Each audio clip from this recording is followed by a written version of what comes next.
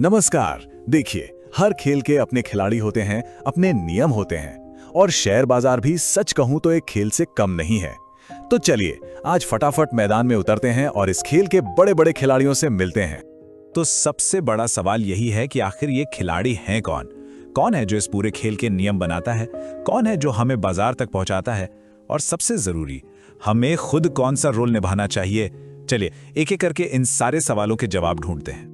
तो देखिए, किसी भी खेल को समझने से पहले उसके रेफरी या अंपायर को जानना बहुत जरूरी होता है ना? तो मिलिए शेयर बाजार के सबसे बड़े अंपायर से, सेबी। सेबी, जिसका पूरा नाम है securities and exchange board of India. अब जरा सोचकर देखिए, अगर किसी क्रिकेट मैच में अंपायर ही ना हो तो क्या होगा? भयंकर केओस हो जाएगा, कोई भी चीटिंग कर सकता है। ठीक वैसे ही शेयर बाजार में जहां रोज लाखों करोड़ का लेन देन होता है, वहां धोखेबाजी को रोकने के लिए एक पुलिस या अंपायर तो चाहिए ही। बस वही काम सेबी करता है। तो सेबी का सबसे पहला काम है कंपनियों पर नजर रखना। सेबी ये पक्का करता है कि जो कंपनियां बाजार में लिस्टेड हैं वो आम जनता को धोखा ना दें, कोई झूठी जानकारी ना फैलाएं और अपने सारे हिसाब किताब को एकदम साफ रखें।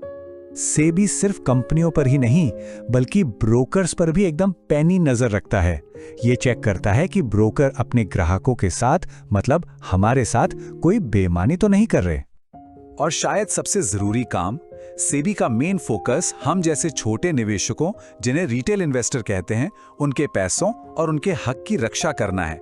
सच कहूं तो अगर आज हम और आप बाजार में पैसा लगाने में थोड़ा सुरक्षित महसूस करते हैं तो इसका बहुत बड़ा क्रेडिट सेबी के बनाए सख्त नियमों को ही जाता है। चलिए अब मिलते हैं हमारे दूसरे खिलाड़ी से। ये वो खिलाड़ी है जो बाजार तक पहुंचने का हमारा रास्ता है, स्टॉक ब्रोकर। आप इन्हें अपना गाइड समझ सकते हैं या एक जरूरी बिचौलिया। देखिए, कोई भी सीधे बॉम्बे स्टॉक एक्सचेंज या नेशनल स्टॉक एक्सचेंज के ऑफिस जाकर शेयर नहीं खरीद सकता। नहीं, ये काम हमेशा एक ब्रोकर के जरिए ही होता है। पहले के जमाने में ये काम फोन पर होता था, पर आज के दौर में ज़ीरोधा, ग्रो, एंजल वन जैसे ऐप्स ही हमारे डिजिटल ब्रोकर हैं। इसका प्रोसेस बहुत ही सिंपल है। जैसे ही कोई अपने ऐप पर बाय बटन दबाता है, ब्रोकर तुरंत उस ऑर्डर को स्टॉक एक्सचेंज तक पहुंचाता है, वहां से शेयर खरीदता है और फिर उस शेयर को हमारे डीमैट अकाउंट में डाल देता है। ये डीमैट अकाउंट समझ लीजिए एक डिजिटल तिजोरी की तरह है, जहां हमारे सारे शेयर्स सुरक्षित रहते हैं और इस पूरी सर्विस के बदले ब्रोकर एक छोटी सी फीस लेता है। अच्छा, अब आते हैं आज के सबसे मजेदार और सबसे जरूरी टॉपिक पे। ये वो सवाल है जो शेयर बाजार में कदम रखने वाले हर नए इंसान के मन में जरूर आता है। सवाल बिल्कुल सीधा है कि रास्ता कौन सा चुने, इन्वेस्टर बने या फिर ट्रेडर।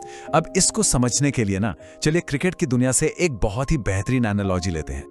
देखिए, इन्वेस्टमेंट को समझिए एक टेस्ट मैच की तरह। यहां लंबी और धैर्य वाली पारी खेलनी पड़ती है। लक्ष्य होता है लंबी अवधि में बड़ी दौलत बनाना, मतलब 5 साल, 10 साल या उससे भी ज्यादा समय में। और वहीं दूसरी तरफ है ट्रेडिंग। वो है एकदम T20 मैच, जहां मकसद है फटाफट रन बनाना।